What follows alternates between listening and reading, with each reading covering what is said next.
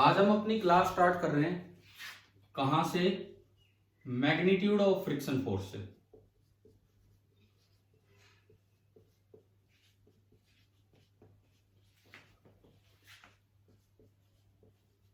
अच्छा, direction of friction force आप देख चुके हैं ना? कल समझ में आई गई थी डायरेक्शन कैसे निकालनी होती है। क्लियर है सभी को डायरेक्शन के बारे में? Yes sir. तो अब हम देखते हैं मैग्नीट्यूड। सबसे पहले हम मैग्नीट्यूड निकालेंगे स्टैटिक फ्रिक्शन का। हम कब बोलते हैं कि बॉडी पे स्टैटिक फ्रिक्शन लग रहा है? ये वर्ड यूज कब किया जाएगा? सर जब वो रेस्ट पे होगी ना, जरूरी नहीं है कि वो ऑब्जेक्ट रेस्ट पे हो, लेकिन उस नीचे वाले सरफेस के रेस्पेक्ट में वो रेस्ट पे हो। यानी कि हम कहेंगे कि नो, अभी वर्ड यूज करना जरूरी है। रिलेटिव मोशन, मान लो टेबल चल रही है, टेबल के ऊपर ब्लॉक रखा है तो ब्लॉक भी उसके साथ साथ चल रहा है। तो आप बताओ, टेबल ने ब्लॉक पे जो फोर्स लगाया है वो स्टैटिक फ्रिक्शन है कि काइनेटिक फ्रिक्शन है? प्लीज रिपीट करना। टेबल को मैं चला रहा हूं, टेबल के ऊपर एक ब्लॉक रखा है, मैं टेबल पे धक्का मार रहा हूं, लेकिन ब्लॉक उसके साथ साथ चल रहा है, स्लिप नहीं कर रहा है। तो बताओ ब्लॉक पे कौन सा फोर्स लग रहा है, स्टैटिक या काइनेटिक? स्टैटिक। इसका मतलब हम ये नहीं बोलना चाहिए हमें कि भाई बॉडी रेस्ट पे है तो स्टैटिक फ्रिक्शन, वहां तो वो बॉडी मोशन में है। स्टैटिक फ्रिक्शन, क्या स्टैटिक फ्रिक्शन किसी बॉडी का मोशन करवा सकता है? बिल्कुल करवा सकता है। जैसे मैंने अभी एग्जांपल दिया, टेबल के ऊपर ब्लॉक रखा है और वो चल रहा है तो स्टैटिक फ्रिक्शन की वजह से चल रहा है। यानी कि ये कौन सा फ्रिक्शन है? ये वो फ्रिक्शन है, ये तब लगेगा when there is no relative slipping between two surfaces in contact. जो भी दो सरफेस आपकी कॉन्टेक्ट में होंगी, अगर उनके बीच में आपस में रिलेटिव स्लिपिंग नहीं हो रही है तो ये आपका स्टैटिक फ्रिक्शन होगा। और दूसरी बात, इट कैन कॉज मोशन। किसी बॉडी का मोशन इसकी वजह से पॉसिबल है, बस वो जिस सरफेस पे रखा उसके रिस्पेक्ट में रेस्ट करे, है ना भाई? ये इतनी बात तो क्लियर हो ही है। मैग्नीट्यूड की बात हमने कल भी कर ली थी कि जो इसका मैग्नीट्यूड होता है, स्टैटिक फ्रिक्शन का मैग्नीट्यूड, बताओ क्या वो नॉर्मल रिएक्शन पे डिपेंड करता है या वेट पे डिपेंड करता है? बोलिए, जवाब दीजिए। सर क्या? स्टैटिक फ्रिक्शन का मैग्नीट्यूड नॉर्मल रिएक्शन पे डिपेंड करता है या वेट पे डिपेंड करता है? सर सेल्फ एडजस्टेबल है। हाँ, ना तो वो नॉर्मल रिएक्शन पे डिपेंड करेगा, ना ही वो वेट पे डिपेंड करेगा। ठीक है, दिस इज सेल्फ एडजस्टेबल। क्या कह रहे हो यार? एंट्री के लिए अब आप बोलो कहीं से, उनके नंबर रखा करो। देखो, जो स्टैटिक फ्रिक्शन है ना तो वो नॉर्मल पे डिपेंड करता है ना वेट पे। कल क्या था, कल हमने एक और दूसरा फ्रिक्शन पढ़ा था, वो नॉर्मल रिएक्शन पे डिपेंड कर रहा था। तो ये गलती मत कर देना कि स्टैटिक फ्रिक्शन पे डिपेंड करता है। Static friction is self adjustable. Self adjustable का क्या मतलब है? तो भाई किसके बराबर होगा? ठीक है चलो, सेल्फ एडजस्टेबल है, लेकिन किसके बराबर होगा? दरअसल स्टैटिक फ्रिक्शन का मैग्नीट्यूड किसके बराबर होगा? This will be equal to component of other forces, जो भी और दूसरे फोर्स लग रहे होंगे, parallel to the contact surfaces. Component of other forces parallel to the contact surfaces. हाँ जी भाई, कोई बोल रहा है क्या कुछ? वीडियो ऑन है सर। क्या वीडियो ऑन है सर? क्या ऑन है? नहीं बोला था वीडियो ऑन हाँ तो करने के लिए। वीडियो ऑन कर लीजिए, लेकिन आप स्क्रीन शेयर मत कीजिए भाई। मेरी स्क्रीन आप देखिए जो चल रहा है काम। स्क्रीन शेयर नहीं करके सिर्फ वीडियो ऑन है मेरी तो। हाँ ठीक है, तो इधर देखो, वीडियो तो यार आपको ऑन रखनी है, ये बोला भी गया था उधर। आप इधर देखिए, बोर्ड, आप सबको तो बोर्ड ही नजर आ रहा होगा। Yes sir. ठीक है, तो अब इधर ध्यान दो। जो फ्रिक्शन फोर्स का मैग्नीट्यूड है ये किसके बराबर होगा? This will be equal to component of other forces parallel to the contact surfaces. कैसे? जितना भी कॉन्टेक्ट सरफेस जितना भी और दूसरे फोर्स लग रहे होंगे, पहले उनके कंपोनेंट कर लो पैरेलल टू कॉन्टेक्ट सरफेस।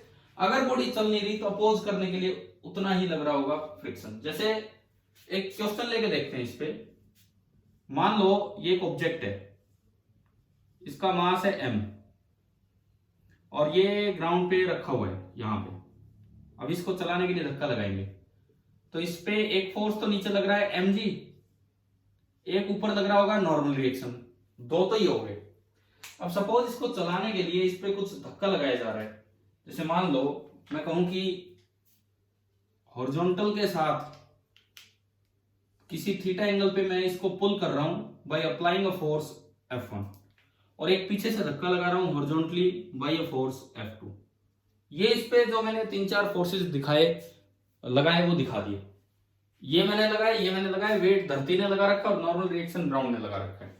तो ये इस पे 4 फोर्सेस लग गए। और यहां बोला गया है कि इट इज एट रेस्ट, ये रेस्ट पे है। कौन सा फ्रिक्शन लग रहा होगा अगर ये रेस्ट पे है? तो स्टैटिक फ्रिक्शन। कितना लग रहा होगा? अब आपसे ये पूछा है कि भाई स्टैटिक फ्रिक्शन कितना होगा, ये आपको बताना है। तो फोर्स तो इस पे 4 हैं।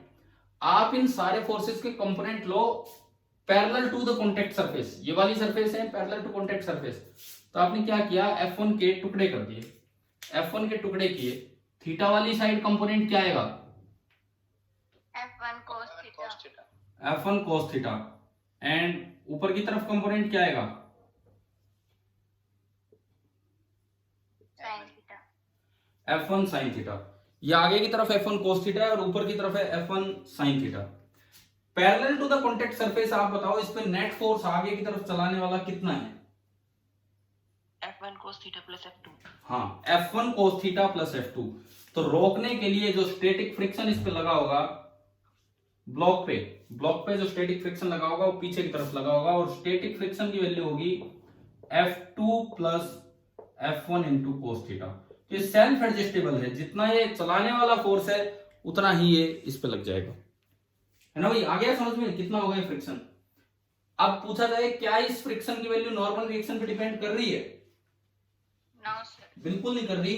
F1 F2 तो मुझ पे डिपेंड कर रहा है कि मैं कितना फोर्स लगा रहा हूं कितना नहीं लगा रहा हूं। अच्छा, अगर इसी सवाल में आ जाए कि आप बताओ the value of theta is increased, अगर मैं थीटा की वैल्यू को इंक्रीज कर दूं, तो जो स्टैटिक फ्रिक्शन है इंक्रीज होगा डिक्रीज होगा सेम रहेगा, क्या होगा बताओ? क्या जोर से बोलो, सुना ही नहीं दिया। डिक्रीज, बिल्कुल सही। अगर आप थीटा इंक्रीज करेंगे तो कोस थीटा क्या होगा?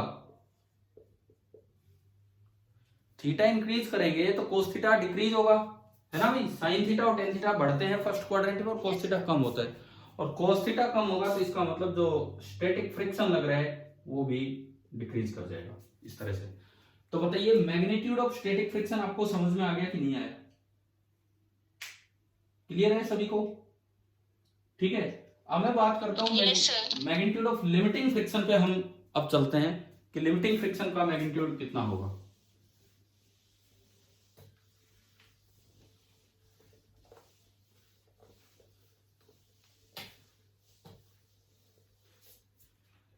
यार आपका जो वो पिछला टेस्ट हुआ था सीपीपी कौन सा 35 था?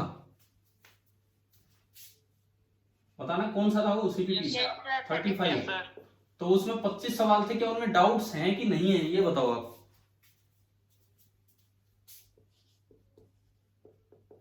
एक सर वो ट्रेन वाला करवाना।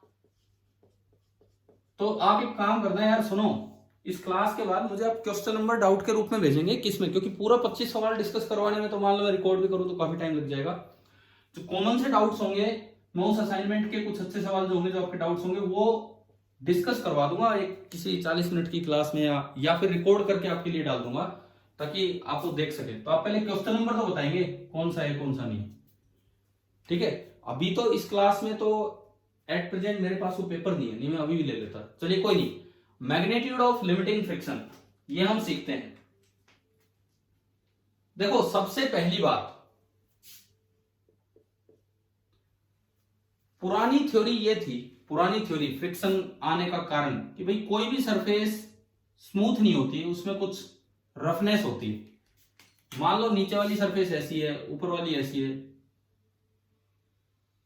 तो बोले भाई ये आपस में ना ये सरफेस फंस जाती है यूं, ऊपर कोई ऑब्जेक्ट रखा है, नीचे कोई ऑब्जेक्ट रखा है, हमें दिखने में स्मूथ होंगी लेकिन असल में वो स्मूथ नहीं होगी। This is the old theory of friction.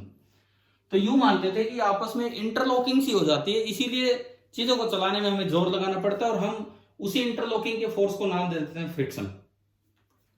ये थ्योरी बिल्कुल गलत थी, बिल्कुल गलत। इसके दो कारण थे। एक तो फ्रिक्शन से एनर्जी नष्ट हो रही थी। आपको पता होगा फ्रिक्शन से हीट जनरेट होती है, फ्रिक्शन से हीट जनरेट होती है। आप अगर सर्दियों में हाथ कई बार हम यूं करते हैं आपस में स्लिप, यस क्यों? क्योंकि हमारे यहाँ पे फ्रिक्शन है हाथों में, तो जो हम एनर्जी लगाए वो थोड़ा हीट में कन्वर्ट हो जाती है। ठीक है, इसकी पूरी एटॉमिक मॉलिक्यूलर थ्योरी है। तो अगर हीट जनरेट हो रही है तो कुछ ना कुछ एनर्जी यहाँ यूज हो रही है फ्रिक्शन के तौर पे। एक तो वो हीट जनरेशन वाला कॉन्सेप्ट यहां से समझ में नहीं आ रहा था कि अगर केवल इंटरलॉकिंग है तो इंटरलॉकिंग से हीट जनरेट नहीं होती है। वो फिर बाद में पता लगा कि ये और एडहेसिव फोर्सेज हैं जिनसे होता है। दूसरी बात, इससे एक और चीज क्लियर नहीं हो पा रही थी, अगर एरिया जितना बड़ा होगा, एरिया जितना बड़ा होगा इंटरलॉकिंग उतनी ज्यादा होगी। ये बात तो क्लियर है। कॉन्टेक्ट एरिया जितना बड़ा होगा इंटरलॉकिंग उतनी ज्यादा होगी, है ना? ठीक है। अब मैंने एक ली थर्मोकोल शीट। थर्मोकोल शीट समझते हो आप? यस सर हल्की होती है या भारी होती है? वो हल्की होती है। बहुत हल्की होती है। ठीक है, आप एक थर्मोकोल शीट व्हाइट से कलर की होती है वो रख दो ग्राउंड पे, और एक वही कल वाली अलमीरा रखी है। किसका कॉन्टेक्ट एरिया ग्राउंड के साथ ज्यादा होगा? किसका कॉन्टेक्ट एरिया ग्राउंड के साथ ज्यादा होगा? एक मैंने बड़ी सी थर्मोकोल शीट ली और एक अलमारी जिसका बेस छोटा है, बताओ किसका कॉन्टेक्ट एरिया ग्राउंड के साथ ज्यादा होगा? थर्मोकोल का। थर्मोकोल का। यानी कि जो इंटरलॉकिंग्स हैं वो उसमें ज्यादा होनी चाहिए थर्मोकोल में, तो इस हिसाब से तो फ्रिक्शन फोर्स वहां ज्यादा होगा, यानी कि उसको चलाने में ज्यादा जोर लगेगा। लेकिन आप बताओ किसको चलाना मुश्किल है, इस अलमीरा को या उस थर्मोकोल शीट को? अलमीरा। अलमीरा को। अलमीरा को हम पूरे दोनों हाथ लगा ले तब भी हो सकता है चले चले ना चले। थर्मोकोल शीट आप एक उंगली से भी चला सकते हो। तो इसका मतलब ये इंटरलॉकिंग वाली ये जो ओल्ड थ्योरी थी फ्रिक्शन की, ये यहाँ पे गलत हो गई थी। तो अब सबसे पहला पॉइंट लिमिटिंग फ्रिक्शन के मैग्नीट्यूड के बारे में ये आता है कि FL limiting friction is independent of, किस चीज से इंडिपेंडेंट बताया मैंने अभी इस एग्जांपल में? आप बताओ किस चीज से इंडिपेंडेंट है? Surface area. हाँ, contact area between two surfaces. दो सरफेसेस के बीच में कितना एरिया है, लिमिटिंग फ्रिक्शन का मैग्नीट्यूड बिल्कुल भी उस चीज पे डिपेंड नहीं कर रहा है। अच्छा, दूसरी बात, कल एक चीज हमने सिखाई थी डस्टर वाला एग्जांपल लेके। देखो पहले यूं लिया, एक भारी चीज रखी है, एक हल्की चीज। भारी चीज को चलाने में ज्यादा जोर लगाना पड़ रहा है। फिर उसके बाद देखा, यहां देखा तो वेट वर्टिकल फोर्स है और मैं हॉरिजॉन्टल से इसको बैलेंस करा रहा हूं। कल करवाया था ना मैंने ये काम। यस सर तो असल में वेट पे डिपेंड नहीं कर रहा फ्रिक्शन। आपने कितना इसको प्रेस किया, पीछे वाली सरफेस ने उतना ही नॉर्मल रिएक्शन लगाया। जितना ज्यादा नॉर्मल रिएक्शन लगेगा उतना ही ज्यादा फ्रिक्शन होगा। तो यानी कि दूसरी बात यह है इस फोर्स के मैग्नीट्यूड में कि जो FL होगा limiting friction, this is directly proportional to normal reaction. लेकिन एक बात मैं आपको बता दूं कि ये एक अप्रोक्सीमेट रिलेशन है। ये कोई फिजिक्स का ऐसा रूल नहीं है जैसे Newton's law of gravitation, Newton second law, ऐसा नहीं है। ये एक अप्रोक्सीमेट रिलेशन है, लेकिन हम अपने न्यूमेरिकल्स में तो ये एज्यूम करके ही चलेंगे। और यहां पे जो कांस्टेंट आता है उसको सिंबल दिया जाता है म्यू। ज्यादा क्लियर उसका सिंबल होता है mu S. Mu S stands for coefficient of static friction.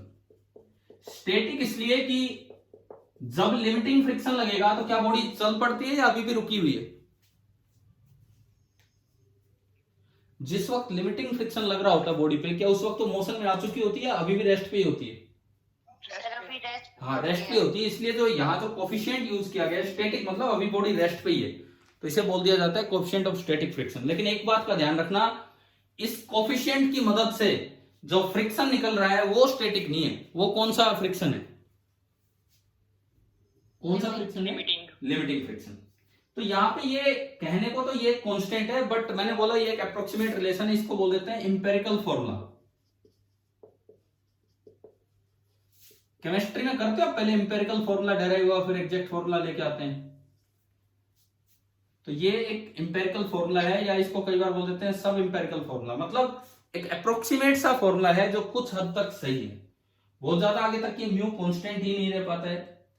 अब ये म्यू की वैल्यू किस चीज पे डिपेंड करेगी? अगर मैं यहां बात करूं, ये जो म्यू एस है, this is dependent on nature of two contact surfaces. This is dependent on nature of two contact surfaces. अभी काफी कुछ हम इनके बारे में जान रहे होंगे, छोटी छोटी बातें आप ढंग से सीखें। अब बात ये आती है कि ये जो फॉर्मूला है ये वैसे ठीक है, हम क्वेश्चंस में अप्लाई कर लेते हैं, लेकिन अगर बॉडी स्लिप कर रही है, चलो स्लिप करेगी तब तो फ्रिक्शन ही चेंज हो जाएगा। वो कौन सा फ्रिक्शन आ जाएगा फिर वहां पे? स्लिप करने लग जाए एक बॉडी दूसरे पे तो कौन सा फ्रिक्शन आ जाएगा? Kinetic friction. काइनेटिक। तो मैं जब क्या चेंज होगा वो वहां चल के आपको बताऊंगा, ठीक है। अब बात ये आती है कि जो म्यू है इसकी वैल्यू लगभग कितनी होती है? ये एक से बड़ा होता है या एक से छोटा होता है कि क्या होता है? ये देखिए, ये जो म्यू है generally this mu is less than 1, but not always. ऐसा हमेशा नहीं है। मैं आपको 2-3 एग्जांपल देता हूं। जैसे आइस और आइस, दो आइस ब्लॉक्स हैं, उनके बीच का जो म्यू है, आइस एंड आइस, उनके बीच का जो म्यू बोला जाता है दैट इज 0.1। तो एक से छोटा हमें नजर आ गया, लेकिन ये एक भी हो सकता है, बिल्कुल एक भी हो सकता है। ग्लास और ग्लास के बीच का जो म्यू बोला जाता है, हमें ये याद रखने की जरूरत नहीं है, ये वैल्यूज हम याद ना करें। ग्लास और ग्लास के बीच का जो म्यू बोला जाता है दैट इज 1। इवन एक से ज्यादा भी होता है। कॉपर और कॉपर के बीच का जो म्यू होता है, कॉपर और कॉपर के बीच का, जरूरी नहीं कि दोनों सरफेस सेम ही हो, कॉपर और ग्लास के बीच का भी कुछ होता होगा। This is 1.6। तो आपको यहां से एक आइडिया तो ये लेना चाहिए कि जरूरी नहीं है कि म्यू की वैल्यू 1 से कम हो, लेकिन जनरली ये जो म्यूएस है ये 1 से थोड़ा छोटा होता है, ठीक है। अब मैं आपको यहां एक और चीज क्लियर करूंगा, उस पर आप ध्यान देना। आप ये बताओ, एक खाली मैंने कॉपर का पीस लिया, ये खाली एक कॉपर है, पूरा जुड़ा हुआ आपस में, ठीक है, टूटा नहीं है, लेकिन मैं नीचे वाले पार्ट को ए बोल रहा हूं, ऊपर वाले पार्ट को बी। अगर मैं ए को जमीन में फिक्स कर दूं, अगर मैं ए को जमीन में फिक्स कर दूं, ये फिक्स है, ए पार्ट मैंने जमीन में फिक्स कर दिया, और बी पार्ट पे मैं धक्का लगाऊं, तो बताओ बी चल पाएगा कि नहीं?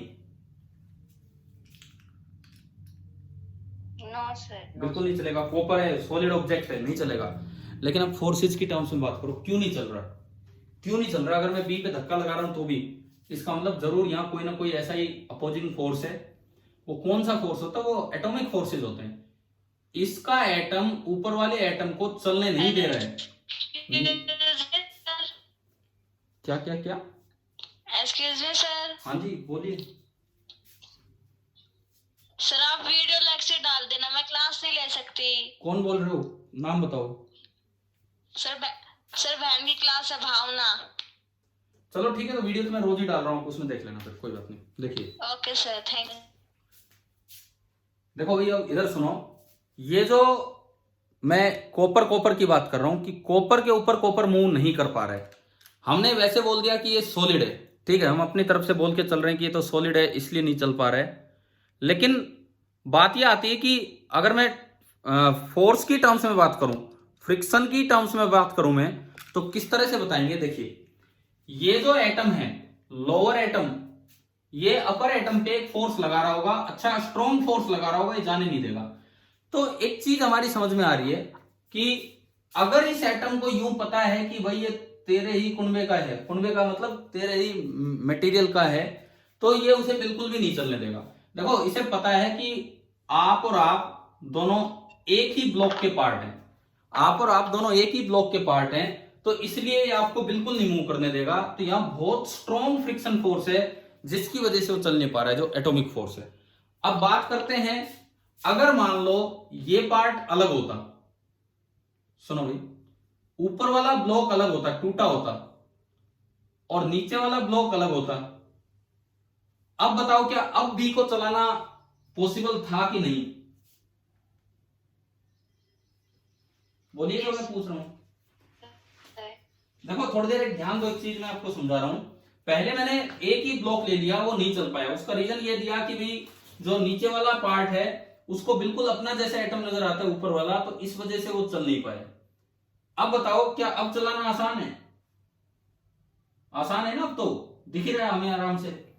तो पिछली बार भी कॉपर ऑन कॉपर था, इस बार भी कॉपर ऑन कॉपर है, फिर इस बार चलाना आसान कैसे हो गया? ये क्या चक्कर है भाई? पिछली बार भी कॉपर ऑन कॉपर था, इस बार भी कॉपर ऑन कॉपर है, लेकिन इस बार बीच में कुछ इम्प्योरिटीज भी, फ्रिक्शन फोर्स है वो स्ट्रॉन्ग नहीं है। इस बार बीच में कुछ इम्प्योरिटीज हैं, कुछ ऑक्साइड लेयर्स हैं, कई चीजें हैं जिस वजह से ये जो फ्रिक्शन जनरेट हुआ है, ठीक है ना। और हम ऐसी सरफेसेस को बोल देते हैं रफ सरफेस, ऐसी सरफेसेस को बोल देते हैं रफ सरफेस। और यहां पे इनको चलाना आसान है, लेकिन कुछ रफनेस है जिसकी वजह से फ्रिक्शन है। अब एक बड़ा कंफ्यूजिंग काम आपके सामने आएगा। मान लो मैं सारी इंप्योरिटी हटा दूं, ऑक्साइड लेयर हटा दूं, स्मूथ बना दूं सरफेस को, क्या अब इसको रख पाना और चला पाना आसान है कि नहीं? चलाना बताओ। बिल्कुल स्मूथ कर दिया मैंने, हैं दोनों अलग अलग लेकिन बिल्कुल स्मूथ कर दिया। देखो पहले एक ही ब्लॉक था तो चलाना इम्पॉसिबल था, फिर मैंने क्या किया, दो अलग अलग ब्लॉक रखे, चलाने में कुछ जोर लगाना पड़ा लेकिन चल गया।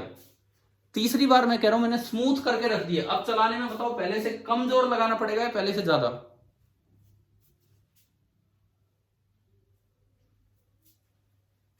सवाल आ रहा है समझ में, क्या है क्या नहीं? देखो आप इस पे जवाब देते चले। सबसे पहले मैंने एक ही ब्लॉक लिया, बहुत ज्यादा फोर्स लगाना पड़ेगा, चल ही नहीं पा रहा है। फिर मैंने दो ब्लॉक ले लिए लेकिन सिंपल ब्लॉक रख दिए, तो बीच में कुछ रफनेस भी है, इंप्योरिटीज भी हैं, और अब इसको चलाना पड़ा और कुछ जोर लगाना पड़ा, रोकने के लिए कुछ अपोजिंग फ्रिक्शन था। फिर मैं कह रहा हूं मैंने दो ब्लॉक ही लिए लेकिन बिल्कुल स्मूथ करके रख दिए, बिल्कुल स्मूथ करके। अब जो चलाने में जोर लगाना पड़ेगा वो इससे ज्यादा लगाना पड़ेगा या कम लगाना पड़ेगा? कम लगाना पड़ेगा, डेफिनेटली कम लगाना पड़ेगा। मतलब फ्रिक्शन जो है, जो रोक रहा था इनको, चल रिलेटिव स्लिपिंग को जो अवॉइड कर रहा था, वो ज्यादा हो गया कि कम हो गया? मतलब मुझे अगर कम जोर लगाना पड़ा चलाने के लिए, तो रोकने वाला फोर्स भी कम है, तो फ्रिक्शन कम हुआ है कि ज्यादा हुआ है यहाँ पे इस समय? कम। इसका मतलब देखिए इंप्योरिटीज हैं, इंप्योरिटीज हैं, तो इसका मतलब है कि फ्रिक्शन ज्यादा है। यहां पे स्मूथ सरफेस आई तो इसका मतलब है कि फ्रिक्शन कम हो गया है। तो अगर सवाल आ जाए क्या इंप्योरिटीज से फ्रिक्शन पे फर्क पड़ता है दो सरफेसेस के बीच में? बिल्कुल फर्क पड़ता है, ठीक है। अब मैं कह रहा हूं एक्स्ट्रा स्मूथ ले ली, बिल्कुल स्मूथ सरफेस, अब क्या होगा? एक्स्ट्रा स्मूथ कॉपर और कॉपर ले लिए, एक्स्ट्रा स्मूथ, क्या अब फूक मार के भी चल जाएगा क्या? बताओ, एक्स्ट्रा स्मूथ ले लिया हमने, बहुत ज्यादा स्मूथ। फूक मारने से तो नहीं चलेगा। हाँ मतलब फूक मारने का मतलब है, फूक मारने का मतलब है कि और भी कम फोर्स लगाऊं, क्या उससे चल जाएगा क्या? यस नहीं नहीं नहीं। अब सुनो, अगर आप एक्स्ट्रा स्मूथनेस की तरफ चले गए ना, बिल्कुल एक्स्ट्रा स्मूथ सरफेस ले ली, आप चाहे इसको झुका के देख लेना, इसको अगर आप एक्स्ट्रा स्मूथ बना पाओ, कॉपर को यूं करके देख लेना, ऊपर वाला कॉपर गिरेगा, बिल्कुल वर्टिकल कर दो आप, जब भी गिरेगा नहीं, वो बिल्कुल वर्टिकल कर दो तब भी वो नहीं गिरेगा। यहां क्या होगा, यहां क्या होगा? सुनो, यहां इंप्योरिटीज है, यहां इंप्योरिटीज नहीं है, इसको थोड़ा झुकाओगे, एक स्टेज पे आके चलने लग जाएगा, इसको थोड़ा और ज्यादा झुकाना पड़ेगा तब जाके चलने लगेगा। आपने स्मूथ किया तो थोड़ा झुकाने पे भी चलने लगा, एक्स्ट्रा स्मूथ किया तो इसका मतलब हमारे दिमाग में तो ये आता है कि एकदम जरा सा झुकाने पे भी चलना चाहिए, जबकि होगा क्या, मैं आपको बता रहा हूं कि इसको वर्टिकल भी आप कर देंगे तो भी वो नहीं चलेगा। तो बताओ फ्रिक्शन बढ़ गया कि कम हो गया? बढ़ गया। बढ़ गया। रफनेस से स्मूथनेस की तरफ जाते हो फ्रिक्शन कम होता है, परंतु स्मूथनेस से एक्स्ट्रा स्मूथनेस की तरफ जाते हो तो फ्रिक्शन फिर से बढ़ जाता है। कारण एक्स्ट्रा स्मूथनेस का मतलब है बीच में ना कोई एयर है ना कुछ और है, कोई गैप ही नहीं है, और अगर कोई गैप नहीं है तो ये एटम को लगेगा कि ये तो भाई तेरे ही कुंडे का है। समझ गए हो क्या? ये वही सिचुएशन नजर नहीं आएगी इस एटम को, नीचे वाले एटम को। Yes sir. अगर बिल्कुल एक्स्ट्रा स्मूथ आपने कर दिया, जो हमारे लिए पॉसिबल नहीं है, लैब वेब में बनाए जाते हैं एक्स्ट्रा स्मूथ, ये तो उनमें ही एक्सपेरिमेंट किए जाते हैं, तो एक्स्ट्रा स्मूथ होते ही ये इसको यूं लगेगा कि ये तो अपना ही है, ये तो अपना ही है, तो ये इनको उसी तरह से फोर्स लगा देगा जैसे अपना कोई फोर्स लगा रहा था। इसका मतलब ये वर्टिकल होने पे भी नहीं गिरेगा। देखो ये चीज मैं कंफर्म यहां कर नहीं सकता हूं क्योंकि हमारे पास तो एक्स्ट्रा स्मूथ हम बना नहीं सकते हैं, बाकी लैब में ये चीज हो चुकी है। तो इसका मतलब आप अगर न्यूमेरिकल आता है और वहां लिखा है स्मूथ सरफेस तो आप मानेंगे कि फ्रिक्शन 0 है, लेकिन प्रैक्टिकली या कई बार क्या होता है कॉन्सेप्चुअल प्रॉब्लम्स भी तो आते हैं, statement based question, ABCD 4 option ऐसे, smoothness decreases the friction but extra smoothness again increases the friction. समझ में आ गई ये बात? Yes sir. कारण भी मैंने आपको बता दिया है, एक्स्ट्रा स्मूथनेस आते ही वो चीज वैसी ही हो जाएगी। तो चलिए हम लिमिटिंग फ्रिक्शन का फॉर्मूला भी अब यहाँ पे फिनिश करते हैं इन एक्स्ट्रा बातों के साथ, कि ये जो लिमिटिंग फ्रिक्शन है इसका फॉर्मूला हम याद रखेंगे म्यू एस इंटू एन। हम तो ये मान के चलेंगे कि म्यू एस कॉपर कॉपर के बीच का इतना, परंतु दरअसल अगर केवल कॉपर और कॉपर होता तो इनफाइनाइट हो जाता। ये तो बीच में कुछ इंप्योरिटीज हैं, कुछ ऑक्साइड लेयर्स हैं, उनकी वजह से ये नियरली 1.6 के आसपास आता है। तो दो एक जैसी सरफेस के बीच का तो वैसे तो होता ही नहीं है, वो तो बीच में कुछ गैप होगा, एयर गैप, इस वजह से म्यू एस होगा।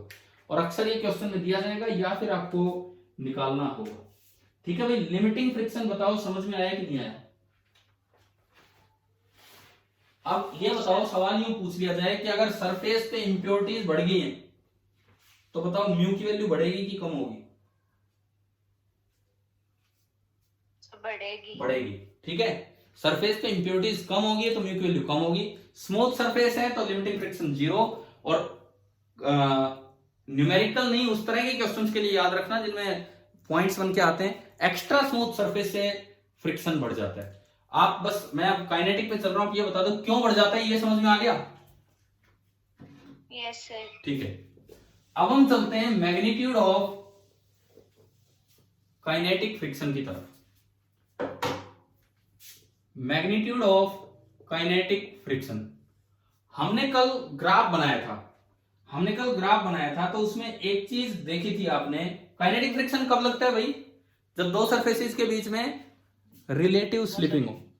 समझ गए हो? ये तब लगेगा when relative slipping occurs between two surfaces. When relative slipping occurs between two surfaces, ये तब लगेगा। दूसरी बात, हमने उस ग्राफ में देखा था वो किंक सा आता है, यानी कि जो काइनेटिक फ्रिक्शन है this is slightly smaller than limiting friction. बताओ ये बात समझ में आ रही है आपको कल से? है ना? इसका मतलब जब थोड़ा सा ही छोटा होना है तो अगर लिमिटिंग फ्रिक्शन ज्यादा होगा तो काइनेटिक भी ज्यादा होगा। इसका मतलब अगर लिमिटिंग ज्यादा होगा तो काइनेटिक भी ज्यादा होगा। तो इसका ये मतलब है क्योंकि FL N पे डिपेंड करता है तो दिस इंप्लाइज FK भी किस पे डिपेंड करेगा? N पे, क्योंकि नॉर्मल रिएक्शन जितना ज्यादा होगा लिमिटिंग फ्रिक्शन उतना ही ज्यादा होगा, तो बदले में काइनेटिक फ्रिक्शन भी बढ़ता चलेगा। क्लियर? इसीलिए यहां एक नया कांस्टेंट म्यू के बोल दिया जाता है, और म्यू के का नाम क्या होगा बताओ? वहां बोलते थे कोफिशिएंट ऑफ स्टैटिक फ्रिक्शन, के stands for coefficient of kinetic friction. Coefficient of kinetic friction, ये आपका हो जाएगा कोफिशिएंट ऑफ काइनेटिक फ्रिक्शन। तो बिल्कुल एक जैसा फॉर्मूला, दोनों ही नॉर्मल रिएक्शन पे डिपेंड कर रहे होते हैं। और अब आप बताओ म्यू एस और म्यू के किसकी वैल्यू थोड़ी ज्यादा होगी, किसकी वैल्यू थोड़ी कम होगी? म्यू एल की। म्यू किसकी? एस की कि के की? म्यू एल तो कुछ होता ही नहीं है। Mu S is slightly greater than mu के। अगर किसी सवाल में, किसी न्यूमेरिकल में म्यू की एक ही वैल्यू दी है तो आप सेम मान लो कि वही तो लिमिटिंग फ्रिक्शन है और वही काइनेटिक फ्रिक्शन है। और अगर किसी सवाल में म्यू की दो वैल्यू दे रखी है तो बड़े वाले को आप मान लेना म्यू एस एंड छोटे वाले को आप मान लेना म्यू के। तो एक अप्रोक्सीमेट सा रिलेशन हमारे सामने ये आ गया, चाहे वो लिमिटिंग हो चाहे काइनेटिक हो, F is equal to mu into M. हाँ भाई ये आ गया ना समझ में आपको? ठीक है। अब एक क्वेश्चन लेते हैं जस्ट इन्हीं चीजों को समझने के लिए। हमें एक पॉइंट वहां बता रहा था, अब बता देता हूं। काइनेटिक फ्रिक्शन तब होता है जब रिलेटिव स्लिपिंग हो, एक के रेस्पेक्ट में दूसरी सरफेस चल रही हो। तो ये फॉर्मूला भी अप्रोक्सीमेट फॉर्मूला है। अगर बहुत तेज स्लिपिंग होगी तो ये फॉर्मूला वैलिड नहीं होता है। बहुत तेज अगर रिलेटिव स्पीड हो जाएगी तो ये फॉर्मूला वैलिड नहीं है। बल्कि मैं आपको बताऊं, ये तब वैलिड है जब एक सरफेस के रेस्पेक्ट में दूसरे की जो रिलेटिव स्पीड है this should be less than 10 metre पर सेकेंड। ये फिर से एक एक्स्ट्रा पॉइंट है जो न्यूमेरिकल में एज सच काम नहीं आता है, कॉन्सेप्चुअल प्रॉब्लम्स में पूछी जा सकती है बात। हाँ भाई ये पॉइंट याद हो जाएगा क्या बताया मैंने? एक सरफेस दूसरे के ऊपर अगर धीरे स्लिप करती है तो ये फॉर्मूला वैलिड है, अगर तेजी से स्लिप करती है तो ये फॉर्मूला वैलिड नहीं है। ठीक है। जैसे कल हम उस दिन वो एक बच्चे ने डाउट पूछे थे, मैंने बताए थे यहाँ पे कि जो एयर फ्रिक्शन फोर्स होता है दैट इज के टाइम्स वी, बताया था एक जिस दिन बॉइंट फोर्स और ये सब क्वेश्चन में लिया था न्यूटन लॉ में, ध्यान है ना?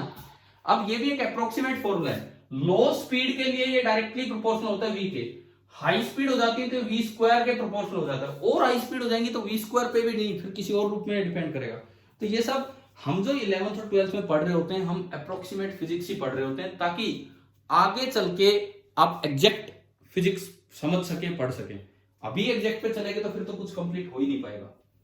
ठीक है ना? तो अभी एक शुरुआत है फिजिक्स की जो हम अप्रोक्सीमेटली ही पढ़ते रहते हैं। चलिए एक सवाल से हम आगे बढ़ते हैं कि न्यूमेरिकल किस तरह के आते हैं इन चीजों में, क्योंकि काफी देर होगी हमने कॉन्सेप्चुअल बातें की हैं इसमें काफी।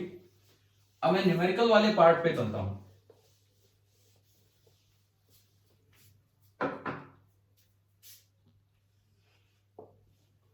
देखिए मैं एक ब्लॉक ले रहा हूं 10 kg मास का, आप जी को 10 मीटर पर सेकंड स्क्वायर ले लेना अगर जरूरत पड़े तो। और इस ब्लॉक को मैंने एक सरफेस पे रख दिया, नीचे ग्राउंड है, और इस ग्राउंड के बारे में दिया गया है कि म्यू की वैल्यू है 0.4 एंड 0.5। मैंने अभी थोड़ी देर पहले कहा था कि अगर दो वैल्यू दी हो तो आपको अपने आप अंदाजा लगाना है कि म्यू एस कौन सा है, म्यू के कौन सा है। एक ही वैल्यू दी हो तो दोनों में सेम ही मान लेना। मैं 3 बार ये ब्लॉक रख रहा हूं अलग अलग सिचुएशन में।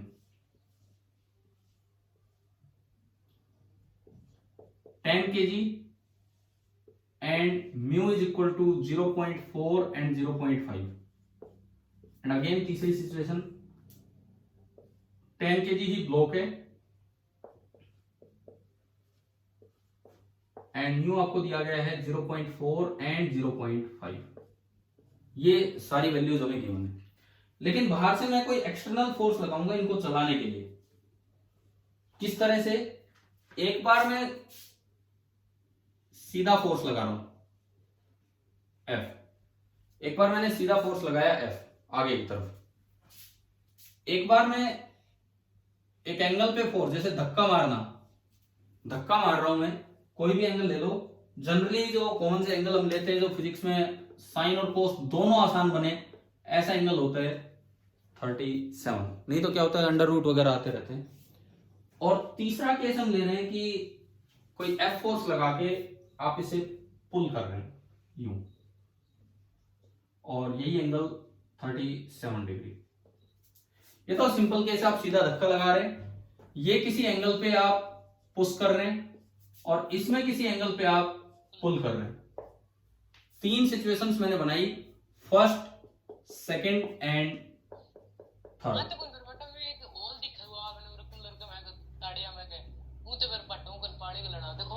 अरे आप लोग अपना माइक ऑफ कीजिए बीच में, अगर इस तरह से आवाज आती है तो इधर देखिए, इधर देखो, ये 1 2 3, ये 3 सिचुएशंस आपने बना ली। अब आपको ये बताना है कि मिनिमम वैल्यू ऑफ एफ कितना लगाना होगा ताकि ब्लॉक जस्ट स्लाइडिंग स्टार्ट कर दे। Find the minimum value of F required, minimum value of F required तीनों केसेस में, 3 सवाल हैं ये, so that the block just start sliding. अच्छा, इसी क्वेश्चन की एक और भी स्टेटमेंट हो सकती है, सेम इसी क्वेश्चन को आप यूं भी लिख सकते हैं, find the maximum value of F required. एक बार मैंने बोल दिया मिनिमम वैल्यू, एक बार बोल दिया maximum value, so that the block remains at rest. दोनों का मतलब सेम है। कैसे सेम है? पहली स्टेटमेंट कह रही है भाई कम से कम कितना फोर्स लगाएं कि भाई इससे ज्यादा हो गया तो ये चल पड़ेगा। दूसरी स्टेटमेंट कहती है ज्यादा से ज्यादा कितना लगाएं कि बस इस यहां तक ठीक है, यहां तक नहीं चलेगा, इससे ज्यादा होने पे चलेगा। तो बात तो एक ही है। मान लो आंसर है 10 न्यूटन, तो 10 न्यूटन से कम लगाओगे तो वो नहीं चलेगा, तो 10 न्यूटन मैक्सिमम वैल्यू होगी, और 10 न्यूटन से ज्यादा लगा दोगे तो चलने लग जाएगा, तो चलने वालों के लिए 10 न्यूटन मिनिमम वैल्यू होगी। क्या ये बात समझ में आ गई है कि नहीं आपको?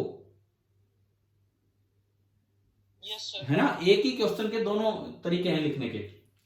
तो भाई अब यूं बताओ, जस्ट चलाना है, तो जस्ट चलाने के लिए कोई ऑब्जेक्ट कब चलेगा? जब आप सबसे पहले तो उसके स्टैटिक फ्रिक्शन को ओवरकम करेंगे।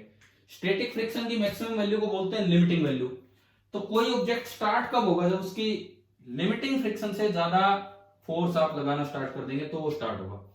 इनमें बताओ कौन सा कोफिशिएंट काम आएगा, 0.4 या 0.5? 0.5 बड़े वाला। जो बड़े वाला है वो काम आएगा, क्योंकि हमें लिमिटिंग फ्रिक्शन पे जाना है। चलने के बाद क्या होगा वो नहीं देखना, म्यू एस काम आएगा बड़े वाला। ठीक है, चलो फर्स्ट पार्ट देखते हैं। फर्स्ट पार्ट में जी को आप 10 मान लो। फर्स्ट पार्ट में बताओ नॉर्मल रिएक्शन कितना लग रहा है। मैं पहले पार्ट का एफबीडी बना रहा हूं। एफबीडी वेट बताइए कितना? 100। हाँ 10 जी 100। ऊपर नॉर्मल रिएक्शन, आगे की तरफ आप धक्का मार रहे हो एफ, और रोकने के लिए यहां जो फ्रिक्शन लगा, रोकने के लिए चल ही नहीं रहे, तो रोकने के लिए यहां जो फ्रिक्शन लगेगा पीछे की तरफ, और हम लास्ट केस की बात कर रहे हैं तो हमें कौन सा फ्रिक्शन लेना होगा? Limiting friction. लिमिटिंग फ्रिक्शन की वैल्यू अभी निकालते हैं। ये रेस्ट पे हैं, ये तीनों रेस्ट पे हैं, तो आपको फोर्स बैलेंस कर लेने हैं। वर्टिकली फोर्स बैलेंस करके बताओ नॉर्मल कितना आ रहा है इस केस में? 10 जी। mg मतलब 100 न्यूटन। नॉर्मल 100 आ गया। लिमिटिंग फ्रिक्शन का फॉर्मूला होता है म्यू एस इंटू एन।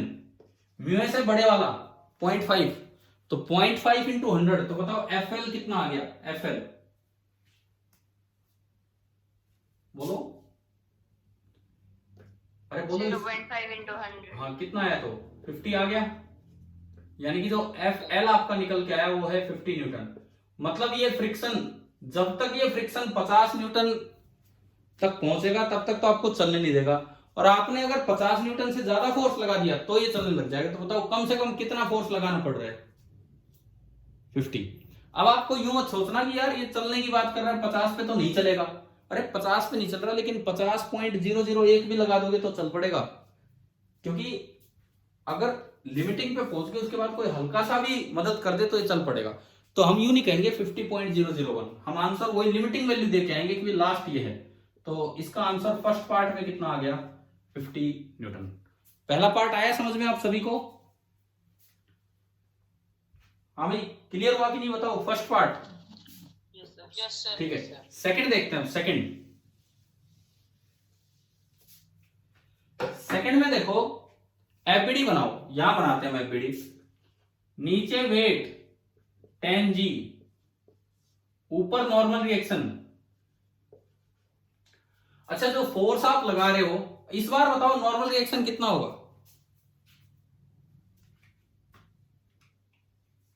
हाँ भाई इस बार नॉर्मल रिएक्शन कितना होगा?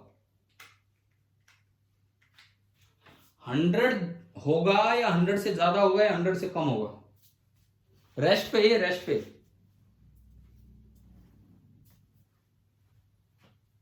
बोलिए, जवाब दीजिए। 100 होगा, 100 से ज्यादा होगा या 100 से कम होगा?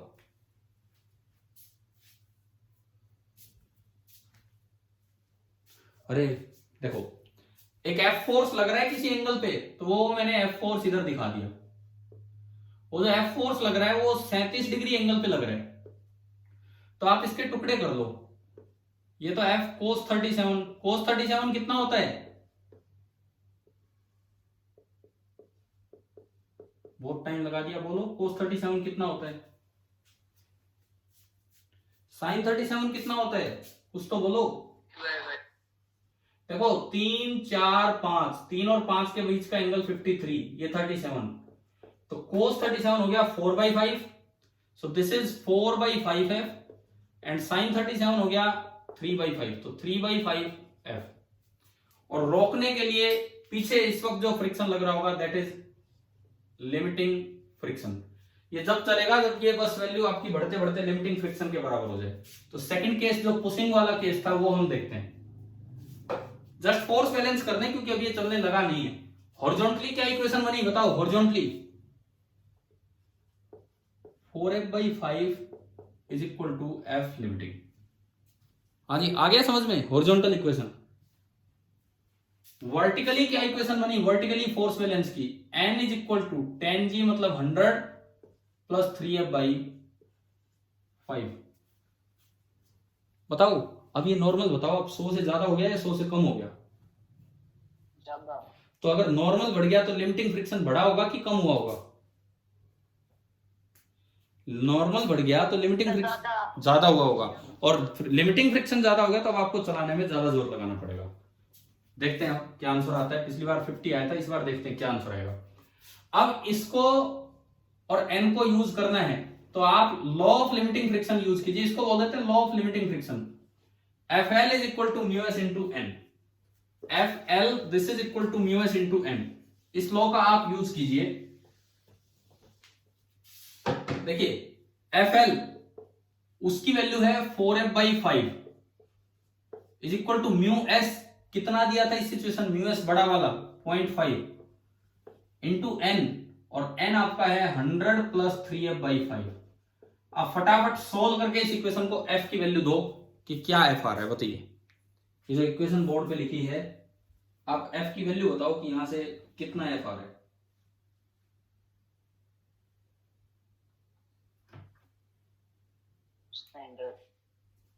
100।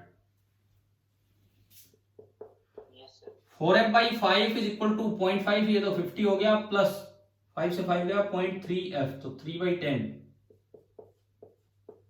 इसको इधर लगाओगे घटाने, 8f/10 minus 3f/10 is equal to 50, 5f/10 is equal to 50, तो यहां से f आ गया 100 और ये न्यूटन में चल रहा है, तो ये जो फोर्स निकल के आया it comes out to be 100 newton. ये जो फोर्स हमारा है ये आ गया 100 न्यूटन। आप देखो पिछले केस में कितना फोर्स लगाना पड़ रहा था चलाने के लिए? फर्स्ट पार्ट में 50, सेकंड में 100 हो गया, बढ़ गया। क्यों बढ़ गया? क्यों हमें ज्यादा जोर लगाना पड़ रहा है उसी ब्लॉक को उसी सरफेस पे चलाने के लिए? क्या कारण है? अभी बताया था मैंने। नॉर्मल रिएक्शन बढ़ गया। हाँ, आप इस तरह धक्का लगा रहे हो कि आपने नॉर्मल रिएक्शन बढ़ा दिया, और नॉर्मल रिएक्शन बढ़ा दिया तो फ्रिक्शन भी बढ़ जाएगा। ठीक है, अब एक बार तीसरा केस चेक करते हैं, थर्ड वन। जो तीसरा केस है हम उस पर चलते हैं कि कम से कम कितना फोर्स लगाना पड़ेगा चलाने के लिए। तो देखिए उसका एफबीडी बनाया, नीचे वेट 10g, ऊपर नॉर्मल रिएक्शन n, और फ्रिक्शन f जिस तरह से आपने लगाया है उसका ये वाला कंपोनेंट तो होगा f cos 37 डिग्री, और ये वाला कंपोनेंट होगा f sin 37। sin 37 is 3/5, so 3/5f and this is 4/5f। और रोकने के लिए पीछे लग रहा होगा लिमिटिंग फ्रिक्शन।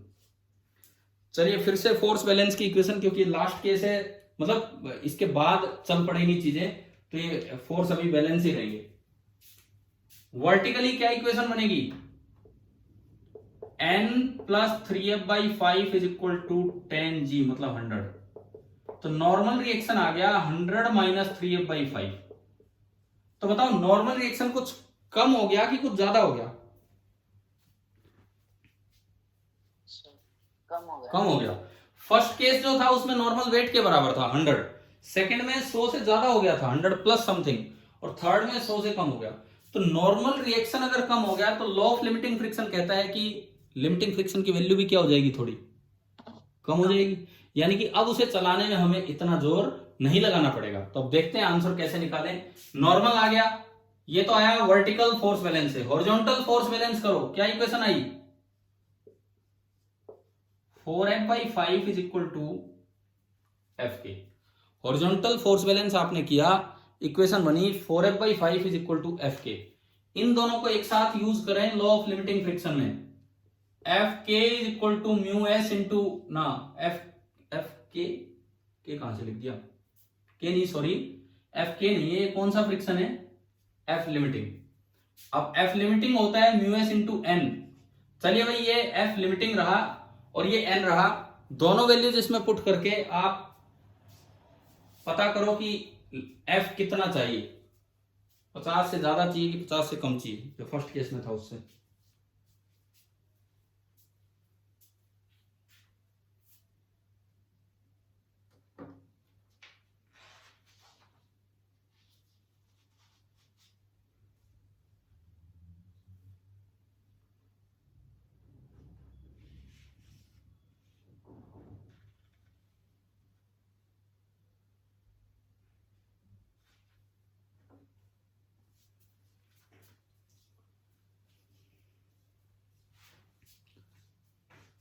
कितना आ रहा है बताओ, F यहां से सोल्व करके।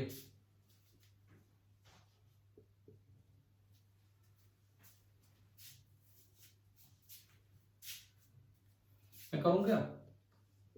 F limiting is equal to mu S into N.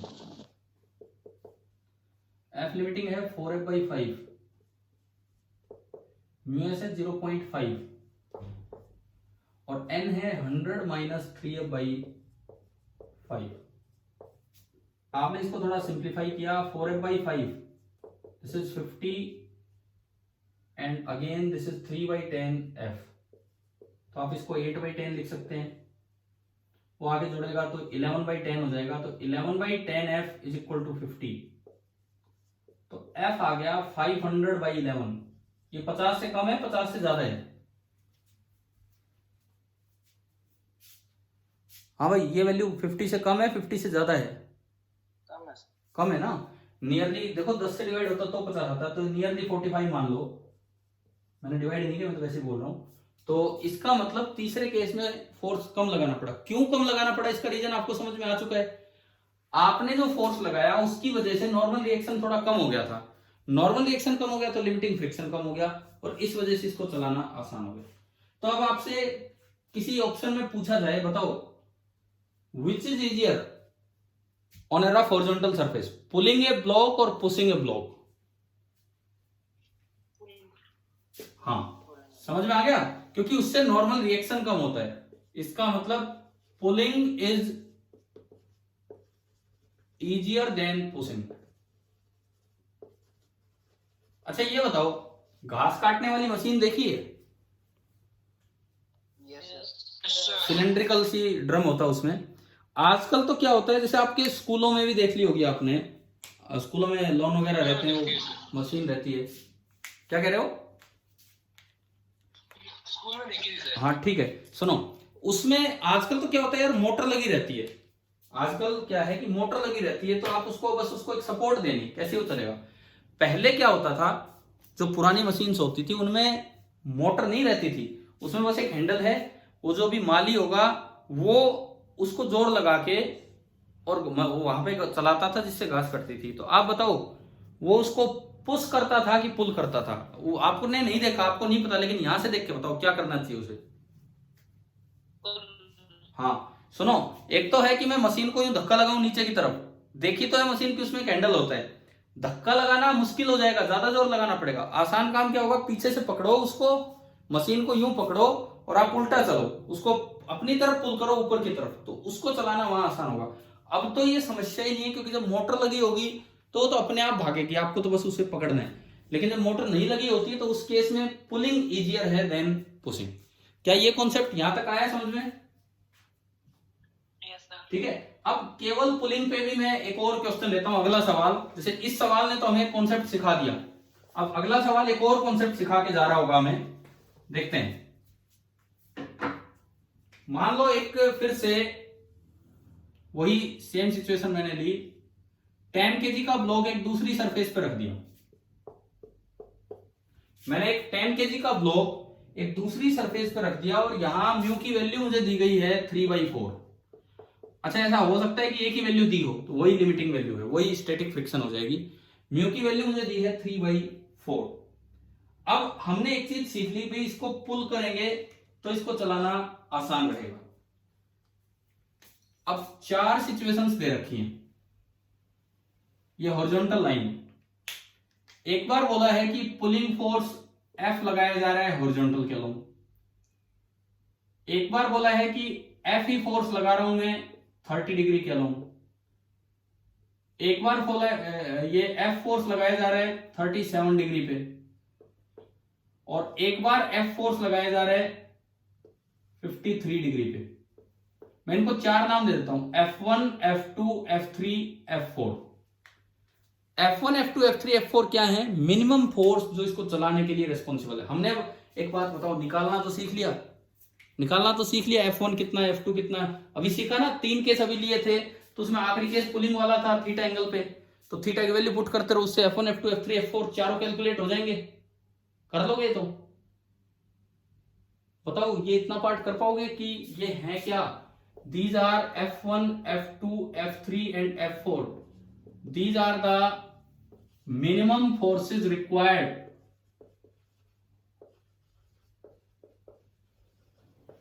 to just start sliding. Sliding start करने के लिए आपको कम से कम कितना फोर्स लगाना पड़ेगा, वो ये है। अब मेरा सवाल ये है, क्वेश्चन ये है कि which one of F1, F2, F3 and F4 is smallest? इन चारों में से सबसे छोटा कौन होगा? वही 4 ऑप्शन आपके बना दिए, A, B, C, D, F1, F2, F3 and F4। एक बार ये बताओ क्वेश्चन आया क्या समझ में? क्या है?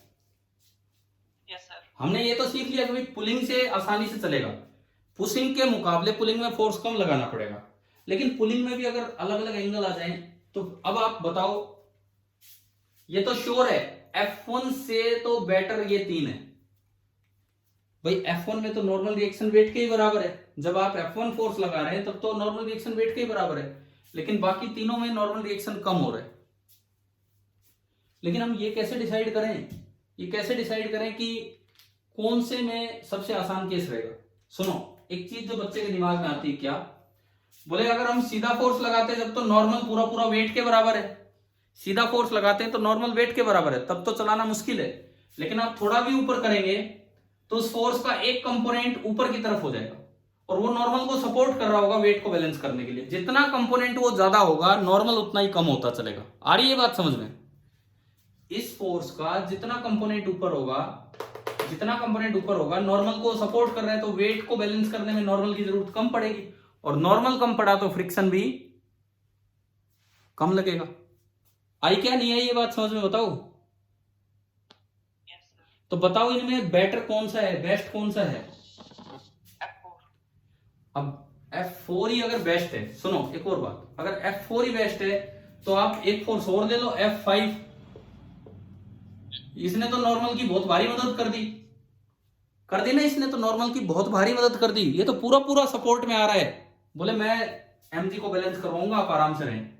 तो नॉर्मल तो काफी कम हो गया, नॉर्मल कम हो गया तो फ्रिक्शन भी बहुत कम हो गया, लेकिन क्या कुछ चलाने वाला बचा है क्या आगे? अगर मैं F5 यूं लगा दूं तो क्या आगे चलेगा? ये कोई चलाने वाला बचा है? तो देखो दिक्कत क्या हो रही है, अगर आप पूरा फोर्स आगे ले रहे हैं तो चलाने वाला है लेकिन नॉर्मल को कम करवाने वाला नहीं है।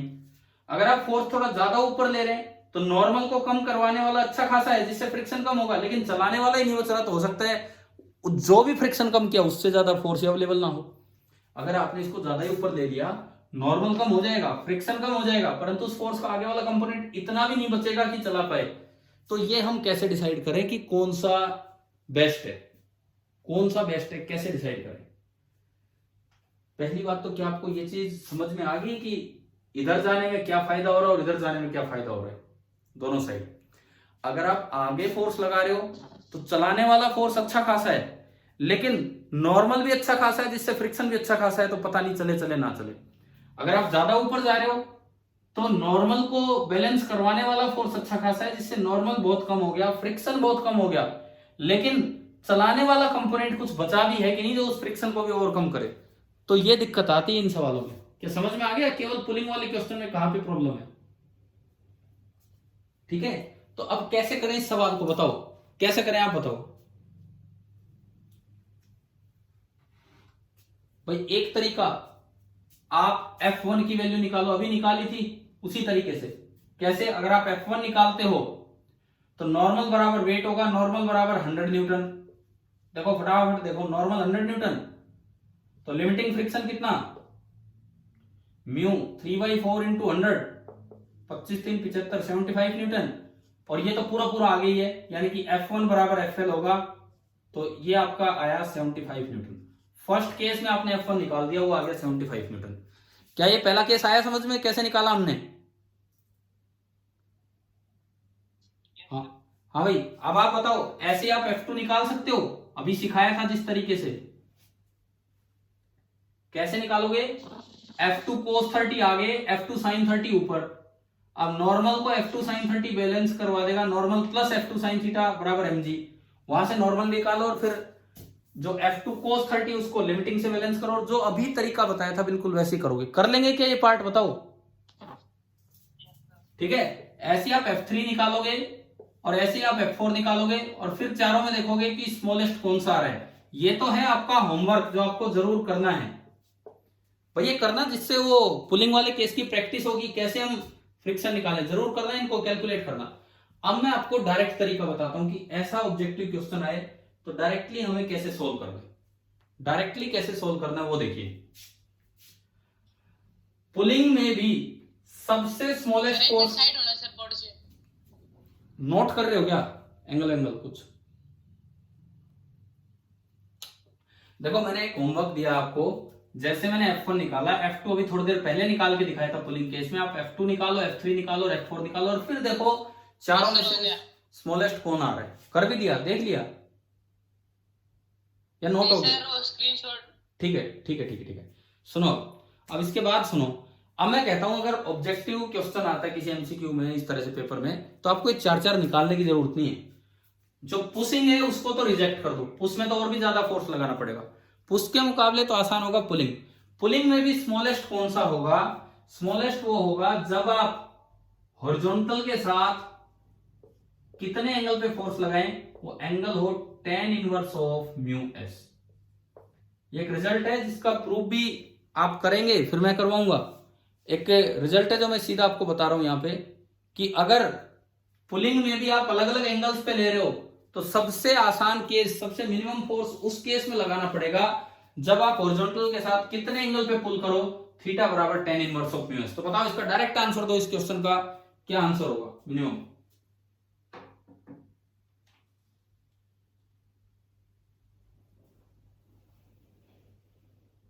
बताओ।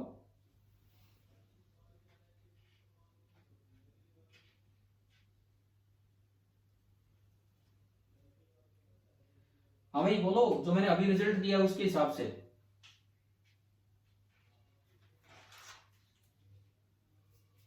क्या ये रिजल्ट आ रहा है क्या समझ में, जो मैं बता रहा हूं अभी आपको? पुलिंग, फिर बताना। पुलिंग सबसे इजीएस्ट केस है, पुलिंग सबसे इजीएस्ट केस है, लेकिन उसमें भी सबसे कम फोर्स से आप पुल कब कर पाओगे? जब आप हॉरिजॉन्टल के साथ थीटा बराबर tan inverse of mu S पे फोर्स लगा दोगे, तो सबसे आसान केस होगा। देखो मैं आपसे ये करवा रहा हूं, आप घर से क्लास के बाद पहले निकालेंगे F1 F2 F3 F4, फिर ये रिजल्ट वेरीफाई करेंगे यहां से, और फिर ये रिजल्ट प्रूव भी करेंगे। थीटा बराबर tan इनवर्स म्यू एस कितना है यहाँ? 3/4। 3/4। यानी कि सबसे आसान केस वो होगा जिसमें आप tan इनवर्स 3/4 पे फोर्स लगाएं, यानी कि tan थीटा बराबर 3/4 पे, tan थीटा 3/4 कब होता है, कितने डिग्री, हाँ, तो थीटा आपका हो गया 37 डिग्री, यानी कि जब आप थीटा 37 डिग्री लेंगे, कौन सा फोर्स है ये, F3, तो F3 मिनिमम होगा। अब आप सुनो होमवर्क क्या क्या है, यहां तक क्या क्या काम है। आप एक तो इन चारों की वैल्यू निकालेंगे, F1 F2 F3 F4 की, और F3 मिनिमम आना चाहिए आपको, एक तो ये वेरीफाई करना है। दूसरी बात, यह रिजल्ट भी तो कहीं से आया होगा, ऐसे थोड़ी कोई सीधा फॉर्मूला आ गया, ये कहीं से तो बना होगा कि tan इनवर्स म्यू एस।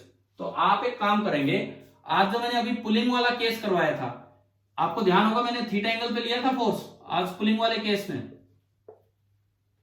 फिर F के दो कंपोनेंट किए थे, एक F कोस थीटा किया था, एक F साइन थीटा किया था, नीचे mg लगा था, ऊपर नॉर्मल रिएक्शन लगा था, और यहां लिमिटिंग फ्रिक्शन। हॉरिजॉन्टल वर्टिकल दो इक्वेशंस आपने बना ली थी, है ना। अब आप सुनो, आपको जो करना है, जरूर करना है, आप F को ले आओगे as a function of theta, उन दो इक्वेशन से नॉर्मल और फ्रिक्शन की value law of limiting friction में पुट करके आप ले आएंगे F as a function of theta, and for F to be minimum, बताओ कुछ याद आता हो तो, मिनिमम मैक्सिमम क्या करना होगा, for F to be minimum dF by D theta को कितना कर देना है, 0। याद आ रहा है maxima and minima? Yes sir. आप फिर से सुनो, अभी थोड़ी देर पहले ही ये काम मैंने करवाया, फिर लॉ ऑफ लिमिटिंग फ्रिक्शन में हॉरिजॉन्टल और वर्टिकल से एक बार n आ गया, एक FL आ गया, law of limiting friction FL बराबर म्यू एस इंटू एन में ये पुट किया, वहां से आ जाएगा capital F as a function of theta, theta variable है तो F की वैल्यू चेंज होगी, तो हमें F मिनिमम चाहिए, तो उसके लिए आप dF बाई डी थीटा को 0 कर देंगे, और वहां से प्रूव करेंगे कि tan थीटा बराबर निकल के आएगा म्यू एस। तो ये दो तीन काम मैंने आपको दिए हैं, क्या ये कर लेंगे कि नहीं बताओ आप, ठीक है।